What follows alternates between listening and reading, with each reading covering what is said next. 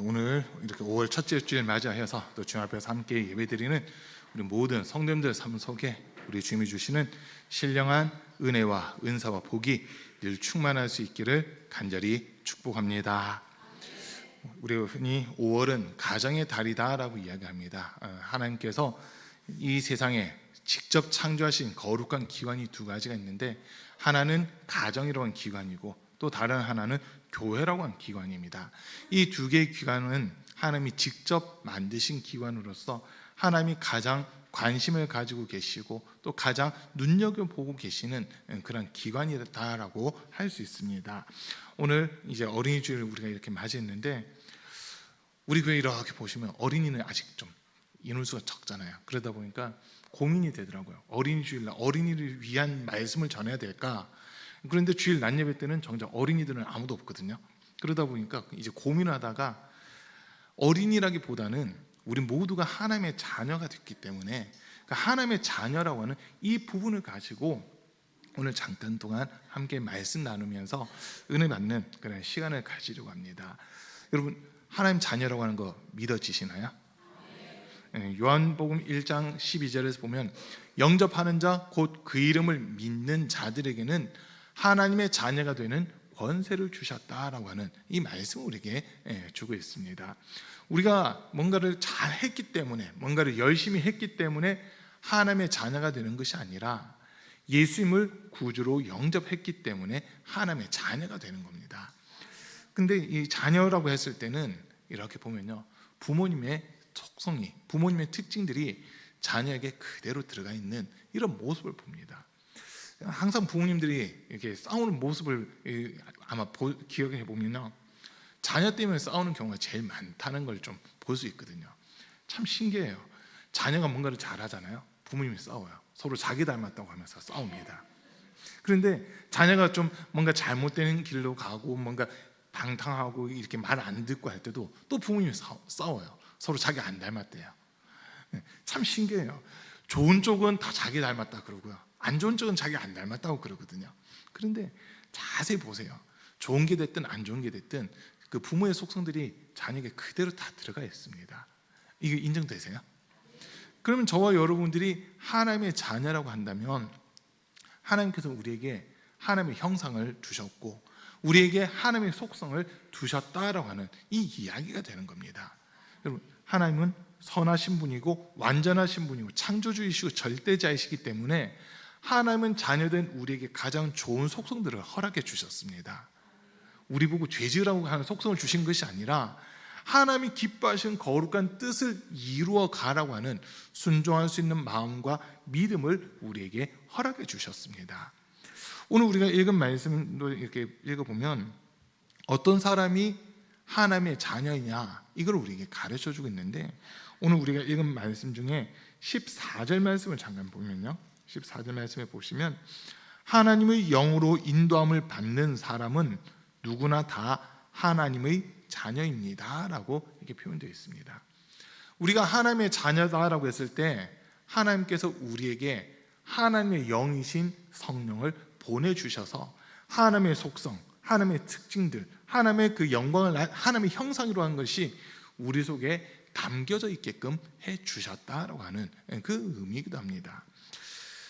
저희 창준이가 어렸을 때, 이제 어린이집 다닐 때 제가 데리러 가거든요. 어린이집 마칠 때 되면 제가 데리러 가요. 그러면 아이들이 한참 뛰어놀면서, 이제 어린이집에 밖에서 사람이 들어오면 애들이 다 쳐다본다고요. 근데 제가 딱 들어가잖아요. 아이들이 참 재밌는 얘기를 하더라고요. 딱 보자마자 아이들이 하는 얘기가, 아저씨 창준이 아빠죠 이래요. 어떻게 알아? 물어보면 아저씨 창준이 닮았어요 라고 그러더라고요. 그 얘기를 들으면서, 내가 창준이 닮은 게 아니라 창준이가 나를 닮았을 텐데, 그 얘기를 이렇게 한 적이 있습니다. 왜냐하면 창준이가 제 아들이다 보니까 제 속성들이 창준이 많이 들어가 있어요. 그런데 더 신기한 거는요, 가르쳐 주지도 않았는데, 자녀들은 가르쳐 주지도 않았는데 부모들의 행동들이 자녀에게서 그대로 나타나는 이런 경우들을 우리가 종종 보게 됩니다. 성경에서도 보면 아브라함이 자기 아내 사라를 누이 동생이라고 2번 이렇게 속이는 일이 있었잖아요. 그런데 그때는 이삭이 태어나기 전에 그런 일들이 두 번이 있었는데, 신기하게도 이삭도 똑같이 자기 아내 리브가를 누이 동생이라고 속이는 그런 일들이 있습니다. 이런 걸 이제 흔히 부전자전이다라고 그렇게 이야기를 하는데, 그 왜 그럴까 했을 때 아브라함의 속성이 이삭에게 그대로 들어가 있었던 겁니다. 그러니까 그 모습이 가르쳐 주지도 않았는데 그 모습들이 그대로 드러나는 이런 일들이 일어나는 겁니다.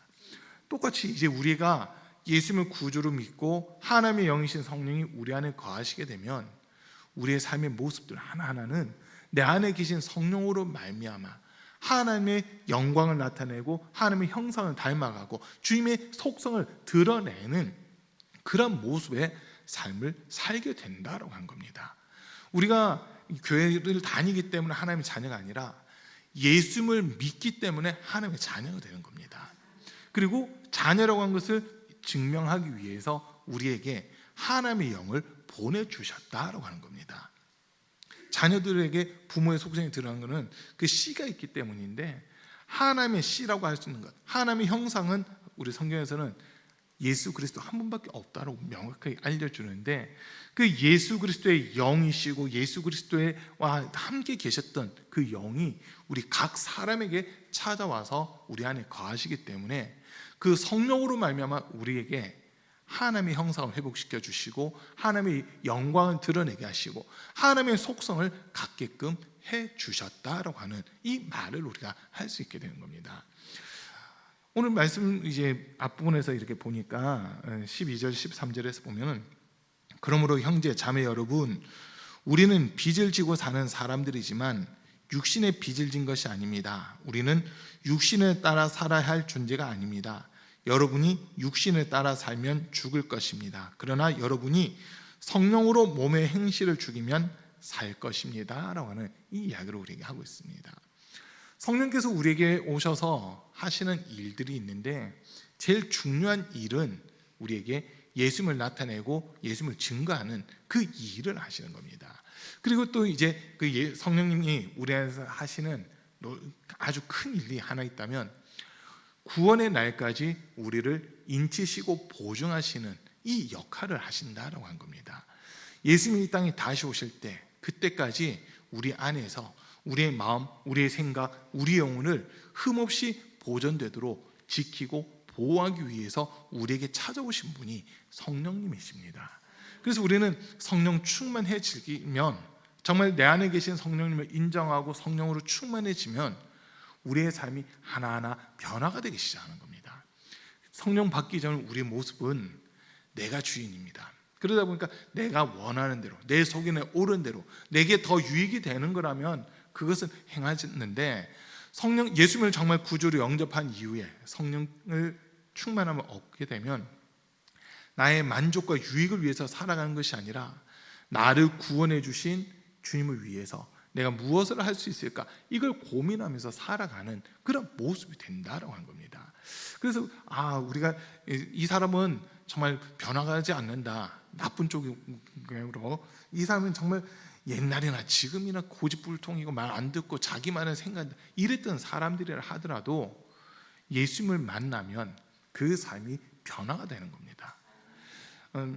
옛날에 그 전과 15범이라고 했던 김성근이라는 사람이 있었는데, 그분은 이제 폭력 전과로 15범 이랬던 분이에요. 그런데 이분이 교도소에서 복음을 듣고 은혜를 받고 예수님을 영접했는데, 그러고 나서 이분의 삶이 변화가 되기 시작했거든요.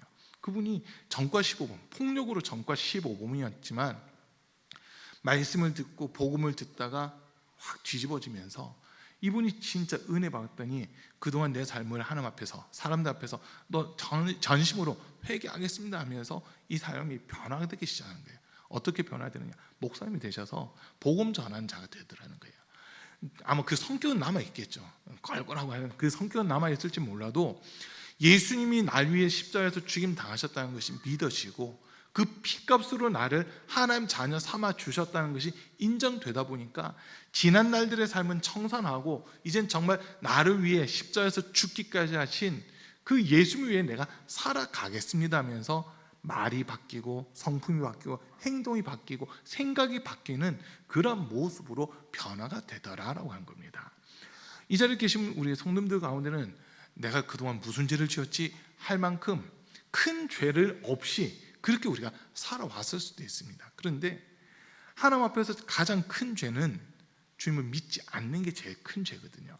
주님을 믿지 않고 내가 내 삶의 주인 돼 있는 거, 그게 가장 큰 죄인데, 그랬던 죄인들이 예수님을 만나기 시작하고 예수님의 은혜를 경험하기 시작하고 정말 하나님께서 예수 그리스도를 통해서 나를 자녀 삼으셨다라고 한 것이 믿어지기 시작하면, 그때부터 우리의 삶의 목표는요, 영생을 이루기 위해서 살아가는 이 모습으로 변화가 되는 겁니다.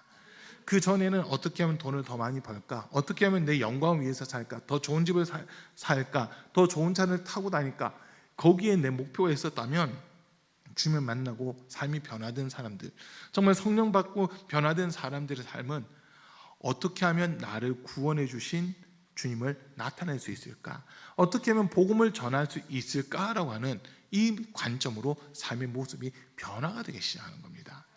이 변화로 하는 것은 사람들이 옆에서 아무리 뭐라 이야기한다고 해서 변화되는 게 아니라, 하나님의 영이신 성령이 함께 하실 때 그 삶의 모습들이 변화되기 시작하는, 그걸 우리가 볼 수 있습니다.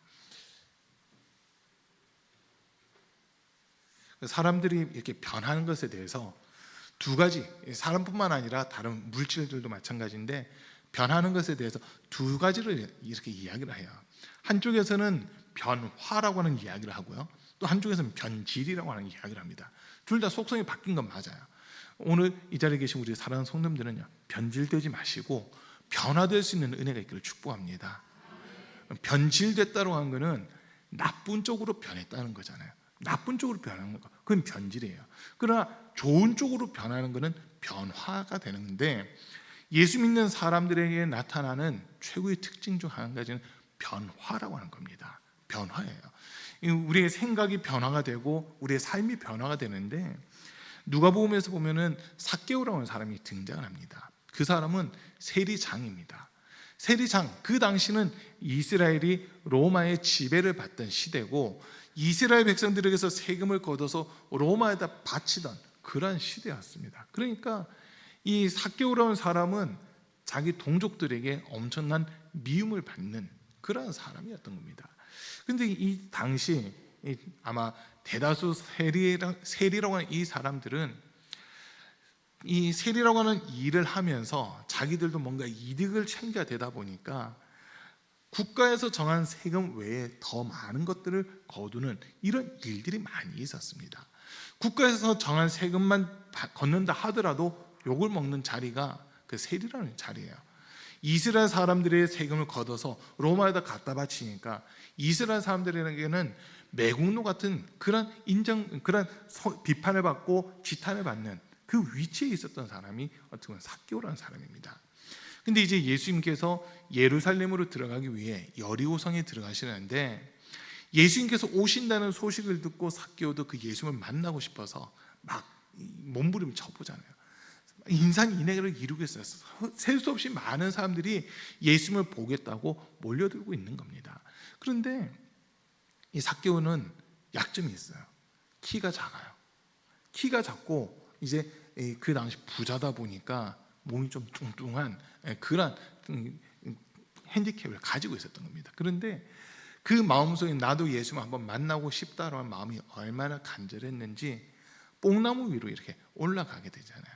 뽕나무 위로 올라가서 보니까 예수님이 저기서 걸어오는 그 모습을 보거든요. 근데 이게 웬일이에요? 시간이 지나면 지날수록 예수님이 점점 자기 쪽으로 이렇게 오시는 거거든요. 그냥 큰 길 따라 쭉 가시는 줄 알았는데 큰 길 따라 가시는 게 아니라 자기를 향해서 이렇게 가까이 오고 있는 그 모습을 보면서 아마 삭개오는 가슴이 두근두근 뛰었을 겁니다. 저분이 왜 나한테 오는 거지? 저분이 나한테 무슨 말을 하려는 거지? 하면서 좀 두려운 그런 마음이었을 겁니다. 그때 이제 예수님이 삭개오를 향해서 삭개오야 내려오라. 내가 오늘 밤 너네 집에서 하룻밤 유해야 되겠다라고 하는 이 말씀을 하실 때, 삭개오는 불이 나게 내려와서는 자기 집으로 모시면서 자기 집에 들어가자마자 예수님께 이런 말을 합니다. 주님 보십시오. 저는 부자입니다. 제 재산의 절반을 가난한 자들에게 나눠주겠습니다.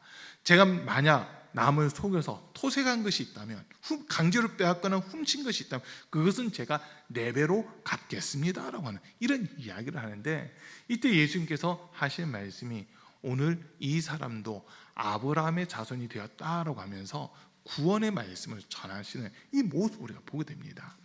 자, 삭개오 그 전까지 분명 뭔가 갈급함도 있었습니다. 나도 사람들에게 인정받고 싶고 사람들에게 칭찬 듣고 싶은데, 세리라고 하는 이 직업의 특성상 사람들에게 항상 손가락질 당하고 사람들이 세금을 주면서도 욕을 하면서 세금을 주는 이런 모습들 때문에 항상 스트레스를 받는 그런 부분들이 있었을 겁니다. 그런데 예수님이 삭개오에게 다른 이야기를 한 게 없습니다. 그냥 너네 집에 하룻밤 묵어야 되겠다로 이 한마디 말씀을 하셨을 뿐인데, 삭개오는 그 순간 자기 삶이 변화가 되는 거예요. 자기가 가진 것의 절반은 가난한 자들에게 나눠주고, 강제로 빼앗은 것, 속여서 빼앗은 것, 훔친 것이 있다면 그것은 4배로 갚겠다는 이 말 속에는 자기가 가진 전 재산을 이웃에게 다 나눠주고 나는 예수님을 쫓겠습니다라고 하는, 어떻게 보면 그런 표현을 하고 있는 겁니다. 그렇게 했을 때 예수님은 이 사람도 아브라함의 자손이 되었다라고 하면서 구원의 말씀을 전하시는데, 삭개오가 변화된 것, 그거는 예수님을 만났기 때문에 삭개오의 삶이 변화가 된 겁니다. 우리 사랑하는 성도님들도 마찬가지입니다. 우리가 우리 삶 속에 뭔가 새로워지고 싶고 변화되고 싶은 그 마음들이 모든 사람들에게 있어요. 그리고 우리 마음 속에 선한 양심이 있어가지고 이 양심이 우리가 죄를 짓거나 했을 때마다 우리 안에서 양심의 가책이라고 하는 것이 느껴지는 겁니다.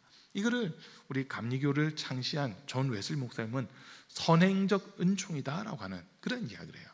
죄를 죄로 인식하고 죄로 깨닫는다는 겁니다. 그리고 더 나아가서 내 안에 계신 성령님이 이 죄 때문에 괴로워하고 있는 것이 느껴지는 이런 모습이라는 겁니다.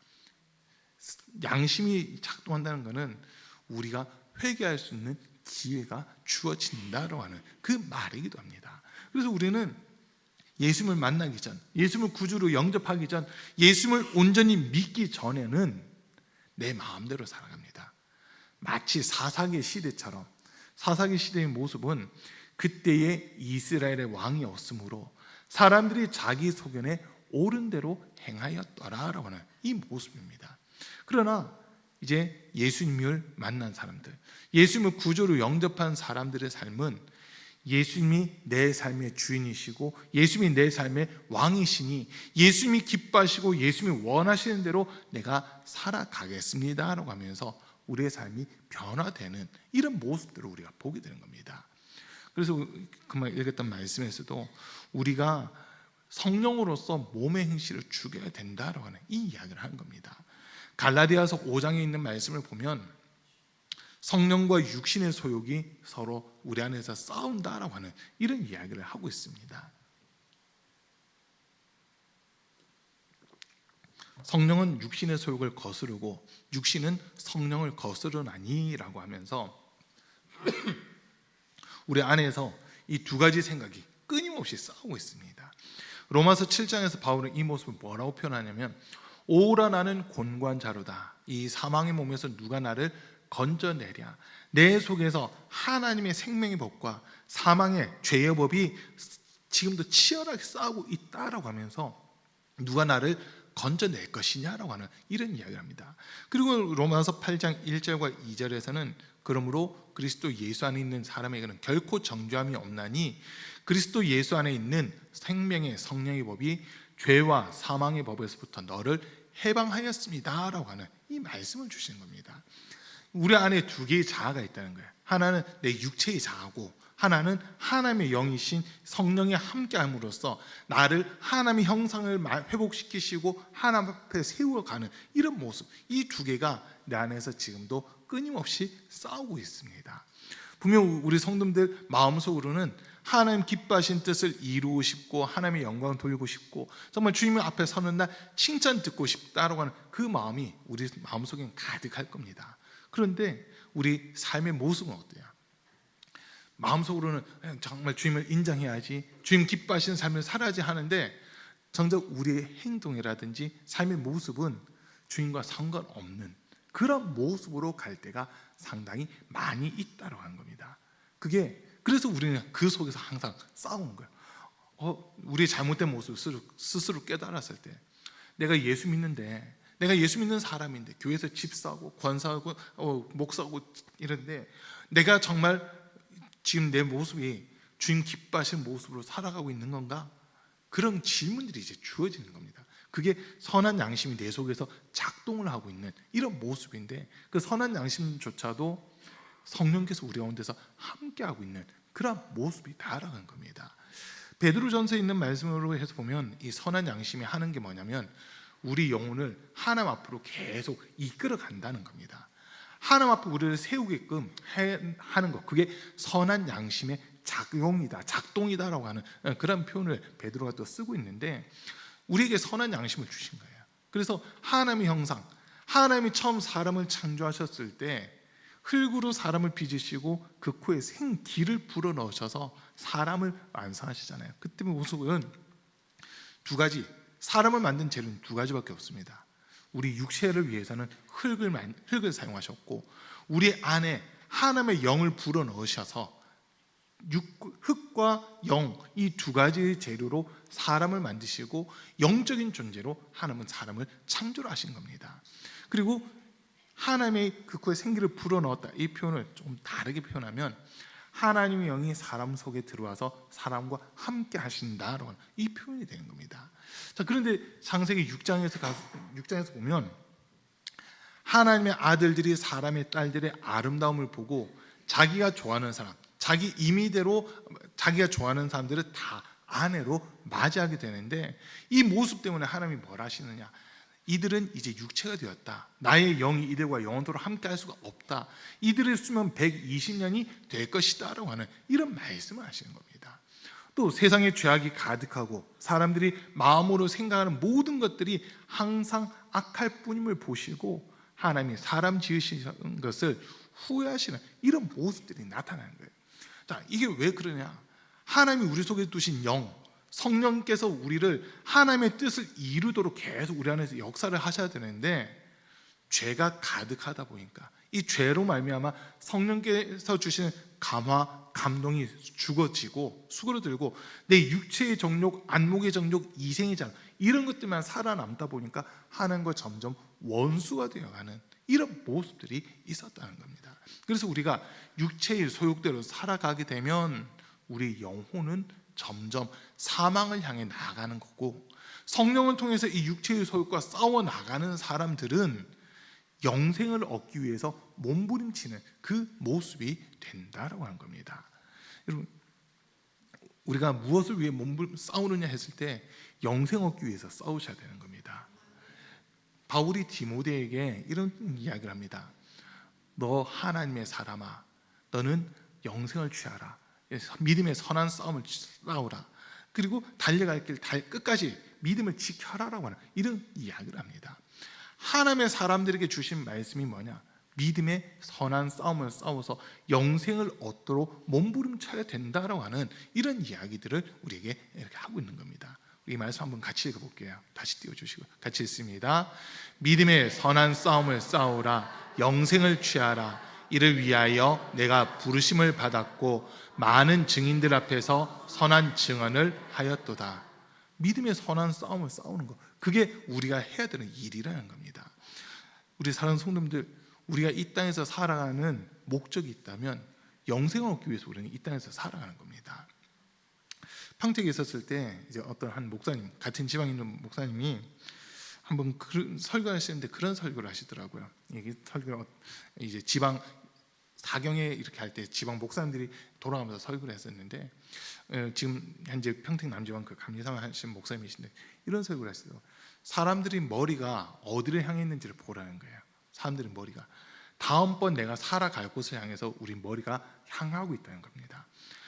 엄마 뱃속에 아기들이 있을 때는 아기들의 머리는 바닥을 향해 있습니다. 밑을 향해 있어요. 아래를 향해 있어요. 왜? 뱃속에서 나오면 이 땅에서 살아가야 되기 때문에 그 머리가 아래를 향해 있다는 겁니다. 그런데 이 땅에서 살아가는 사람들, 갓난 아기를 빼고는 걸음마를 시작할 때부터는 사람들의 머리는 위를 향해 있거든요.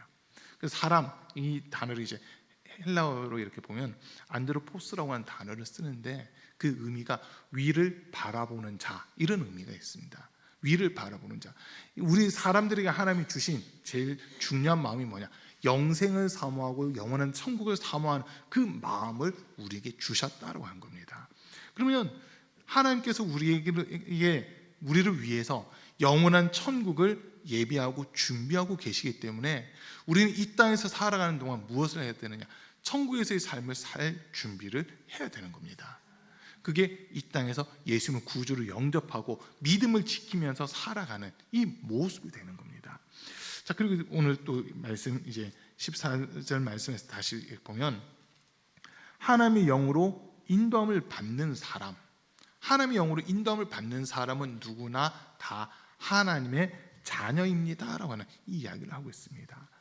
우리가 예수님을 구주로 영접했고 하나님을 아버지라 부를 수 있는 것은 성령으로 말미암아 가능한 부분입니다. 고린도전서 12장 3절 말씀을 보면 누구든지 하나님의 영으로 말한다면서 그리스도는 저주받을 자라 이야기할 자가 없고 또 누구든지 성령으로 말하지 않고는 예수를 주시라 할 수 없느니라라고 하는 이 말씀이 이렇게 기록되어 있습니다. 성령께서 우리 안에서 제일 중요하게 하시는 일은 예수님이 나의 주님이시다는 것을 인정하게끔 하는 그 일을 하신다는 거예요. 마태복음 16장에서도 보면 16장 16절 이후에 있는 말씀 보면 예수님이 제자들에게 가이사랴 빌립보라고 하는 곳에서 제자들은 물으십니다. 사람들이 나를 누구라고 하더냐? 어떤 사람은 엘리야, 어떤 사람은 예레미야, 어떤 사람은 세례 요한, 어떤 사람은 선지자 중에 하나라고 그렇게 대답을 합니다. 그러니까 예수님이 제자들에게 다시 질문하시기를 그러면 너희는 나를 누구라고 하느냐라고 하는 이 질문에 베드로가 주는 그리스도시요 살아계신 하나님의 아들이십니다라고 하는 이 고백을 합니다. 이때 예수님이 하신 말씀이 바요나 시몬아 너가 복이 있구나. 이를 알게 한 이는 혈육이 아니요 하늘에 계신 내 아버지시다라고 하는 이 말씀을 하십니다. 하늘에 계신 내 아버지, 아버지의 영이 함께 하실 때만 예수 그리스도를 주로 시인할 수 있고 고백할 수 있는 이 모습이 된다라고 하는 겁니다. 저와 여러분들이 하나님의 자녀다라고 한 것을 인식할 수 있는 것은 성령께서 우리에게 예수님이 나의 주님이시다라고 한 것을 믿게끔 해주실 때 그때 우리가 하나님의 자녀라고 하는 인정을 받는 겁니다. 이 부분 여러분 이해되시나요? 예수님이 주님이시다, 예수님이 나의 주님이시다, 이 하나만 인정되면 하나님은 우리를 예수가 너의 주인이지 그럼 너는 나의 자녀야라고 하면서 우리에게 자녀라고 하는 그 호칭을 주신다라고 하는 겁니다. 저는 성이 이시거든요. 이시예요. 그리고 제 아내는 성이 박씨입니다.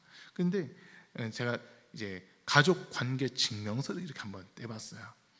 이 정부 24라고 하는 그 사이트에 들어가니까 가족 관계 증명서를 뗄 수가 있더라고요. 뗄 수 있는데 누구 기준으로 뗄 거냐 이렇게 물어요. 그러니까 아이들이 이제 통장을 만들 때는 아이들 기준으로 해서 만들어야 되는데 그 가족 관계 증명서를 이제 제 기준으로 해서 떼봤거든요. 제 기준으로 했을 때 보니까 제 위로는 저희 아버지랑 어머니 이름이 기록되어 있고 그다음에 제 이름과 제 아내 이름이 기록되어 있고요. 그 밑에 이제 아이들 이름이 쭉 기록되어 있어요. 그래서 이제 다시 보는 거예요. 보면 이시 집안인데 제 아버지 기준으로 했을 때는 이제 며느리들까지 다 이렇게 들어와 있고 한데 제 기준으로 했을 때 보니까 제 위로 또 제 아래로 이렇게만 딱 나와 있더라고요. 제 아내는 박씨 성을 가졌지만 결혼을 통해서 이시 집안의 사람이 된 거예요. 이시 집안의 사람이 돼요. 그러다 보니까 이시 집안의 족보에 가족 관계 증명서 여기에 박씨 이름이 같이 이렇게 들어와 있는 겁니다. 이 부분을 이렇게 보면서 우리가 자녀가 되는 방법, 자녀가 될 수 있는 방법이 뭐냐라고 했을 때 크게 보니까 한 3가지가 있는데 첫 번째는 그 집안에서 태어나는 겁니다. 그 집안에서 태어나면 무조건 자녀가 돼요.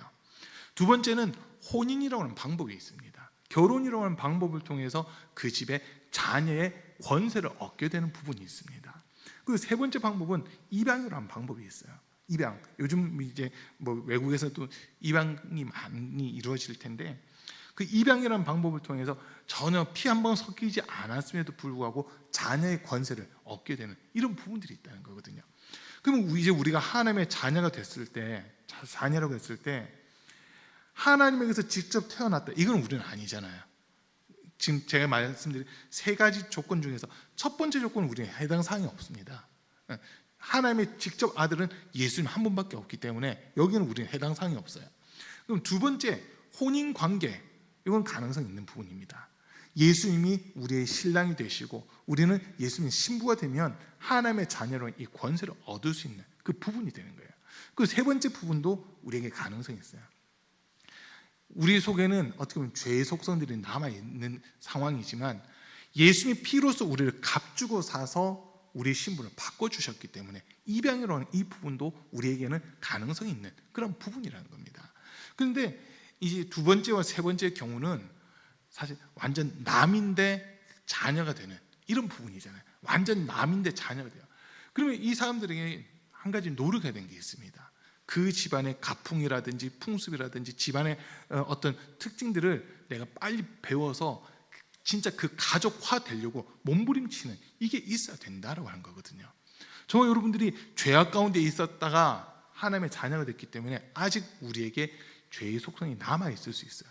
그러나 히브리서 12장 2절에서 믿음의 주요 또 온전케 하는 이신 예수를 바라보자라고 하는 이 말씀, 그러면서 이 우리가 믿음의 주님이신 예수님을 바라보면서 예수의 마음, 예수의 성품, 예수의 인격을 닮아가는 이 몸부림치는 모습들이 있어야 된다고 하는 겁니다. 그게 사실 우리 노력으로 되는 것이 아니라 성령께서 우리에게 오셔서 가르쳐 주시고 깨닫게 하시고 생각나게 하시면서 우리를 이끄실 때 우리가 하나님의 자녀다운 삶을 살아갈 수 있게 된다고 하는 겁니다. 뭔가 배워서 하는 게 아니라 성령께서 우리 가운데 오시면 생활해 나가다 보면 그 집의 식구가 되는 거예요. 같이 먹고 생활하다 보면 그 집의 풍습들, 그 집의 가풍들이 그대로 내게 전달되는 이런 모습들이 있게 되는 거거든요. 그래서 우리는 우리가 뭔가를 했기 때문에 하나님의 자녀가 아니라 예수 그리스도의 그 피로 말미암아 우리가 하나님의 자녀가 되는 권세를 얻게 됐습니다. 이 자리에 계신 우리 사랑하는 성도님들, 하나님을 향해 아버지라 부를 수 있으시죠? 네.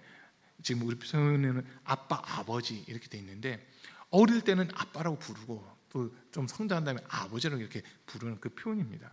아빠가 됐든 아버지가 됐든 촌수를 따질 때는 일촌 관계라는 거예요. 일촌. 요즘 막 일촌 관계를 하면 가까운 사람 다 일촌이라고 막 그러는 얘기들을 하는데 실질적으로 촌수를 따질 때는 아버지, 부모님과 자녀만 일촌이고 그 외에는 일촌이 아니잖아요. 아버지와 자녀, 부모와 자녀 관계 이것만 일촌인데 자녀가 자녀다운 모습은 아버지를 영광스럽게 하는 거, 부모님을 영광스럽게 하는 게 자녀로서는 최고의 일이다라고 한 겁니다. 그럼 우리가 하나님의 자녀라고 했을 때 하나님을 영광스럽게 하는 일이 무엇이냐 했을 때는 딱 한 개밖에 없어요. 예수님을 주로 시인하는 겁니다. 빌립보서 2장 11절 말씀 한번 띄워주시고요. 빌립보서 2장 11절 12절 두 절입니다. 한번 읽어봅니다. 10절부터 볼게요. 10절부터 빌립보서 2장 10절 11절 두 절 말씀 한번 보는데요. 같이 읽습니다. 하늘에 있는 자들과 땅에 있는 자들과 땅 아래에 있는 자들로 모든 무릎을 예수의 이름에 꿇게 하시고 모든 입으로 예수 그리스도를 주라 시인하여 하나님 아버지께 영광을 돌리게 하셨느니라. 아멘. 예수님이 주로 시인만 되면, 예수님이 주로 인정만 되면 이것으로 말미암아 하나님은 영광을 받으신다라고 한 겁니다. 옛날 그 히딩크가 우리나라 축구 월드컵 대표팀, 축구 국가대표팀 이렇게 이끌었을 때 2002년 월드컵 때 그때 이제 월드컵 처음 나왔던 선수 중에 차두리라는 선수가 있습니다. 그리고 또 이제 방송 3사 중에 한 방송사에서는 차범근이라고 하는 분이 축구 해설을 하게 됐어요. 이분이 참 축구 해설하기 힘들어 하더라고요. 왜냐하면 자기 아들이 있다 보니까 다른 사람들이 눈에 보이는 게 아니라 자기 아들만 눈에 보여서 공정하게 축구 해설을 하기가 참 힘들었다고 그래요. 그런데 2002년 월드컵 때 그래서 진짜 표시 안 내려고 엄청 몸부림을 쳤었거든요. 그런데 이제 경기 딱 끝나고 마무리하면서 마지막 멘트가 뭐냐면 여기 우리 아들이 있는데 참 잘 뛰네요. 그 한마디를 해가지고 사람들이 그때는 그래도 박수를 쳐줬어요. 왜냐하면 잘 뛰었으니까. 2002년까지만 하더라도 차두리, 차범근 이 두 사람을 평가할 때 차두리에 대해서 사실 안 좋은 평가가 많았어요. 왜냐면 아버지 차범근만큼 실력이 아니다 해가지고 그냥 차범근 백으로 이 국가대표 된 거 아니냐 이런 이야기들까지 사실 있었거든요. 그러다 보니까 2002년 월드컵 직전까지는 차범근 아들 차두리 이런 이야기들이 많이 들렸어요. 근데 월드컵 이후에는 이게 바뀌었다고 그래요. 차범근이 스스로 막 자랑스러워한 게 차두리의 아빠라고 하는 것이 자랑스럽습니다라고 하는 그런 이야기를 나중에 하잖아요. 왜냐하면 국가를 위해서 최선을 다 뛰고 그 인정을 받다 보니까 국가대표로서 인정을 받다 보니까 아버지로서 흐뭇했다. 이 어떻게 보면 이런 거거든요. 비슷한 거예요. 우리가 하나님을 영화롭게 하는 거는 하나님의 아들이신 예수 그리스도를 주로 온전히 시인하고 인정할 때 하나님 그 모습을 보면서 영광을 받으신 겁니다. 너가 정말 잘한다. 다른 건 몰라도 예수가 하나님의 아들이시라는 것을 인정하고 예수님을 구주로 영접했다고 하는 것 그거 하나만으로도 너는 내 아들의 내 자녀의 자격이 충분해라고 하는 이 모습이라는 거거든요. 여러분 우리가 하나님을 기쁘시게 할 수 있는 건 딴 게 아니고 온전히 예수님을 주로 시인하고 고백하는 것 이것만이 하나님을 기쁘시게 할 수 있는 유일한 방법입니다. 오늘 함께 믿는 우리 사랑하는 성도님들 우리는 하나님의 자녀입니다.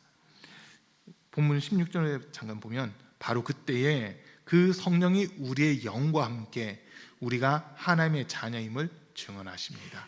우리 안에 계신 성령님께서 우리에게 가르쳐 주시고 깨닫게 하시는 것에 대해서 우리가 순종하고 또 우리 입술로 하나님을 아버지라 부르면서 예수님을 나의 주, 나의 그리스도라고 인정하는 이 믿음의 고백들을 할 때 성령께서 증언해 주신다는 거예요. 너는 하나님의 자녀다라고 우리 안에서 확증을 해주신다고 하는 겁니다. 그렇게 오늘 어린이 주일 맞이했지만 저와 여러분들이 이 자리에 계신 분들 가운데 어린이는 없지만 어린이에 가장 가까운 사람이 지금 제가 쭉 보니까 학준이가 어린이 제일 가까운 사람이거든요. 학준이가 어린이 제일 가까운 사람이지만 우리 성도님들 모두에게 주신 말씀은 우리는 하나님의 자녀다라고 하는 겁니다. 예수님을 믿는 믿음으로 하나님의 자녀가 되었기 때문에 이제 우리에게 한 가지 요구하시는 것은 자녀답게 살아가라는 거예요. 아버지로 하여금 근심케 하는 자가 아니라 아버지가 웃을 수 있도록 아버지가 기뻐하실 수 있도록 자녀다운 삶을 살아가라. 이거를 오늘 우리에게 요청하고 있습니다. 우리 사랑하는 성도님들 날마다 주님의 마음, 주님의 성품, 주님의 인격 닮아가시고 정말 주의 영광을 나타낼 수 있는 우리 성도님들 다 되시기를 주님으로 간절히 축복합니다.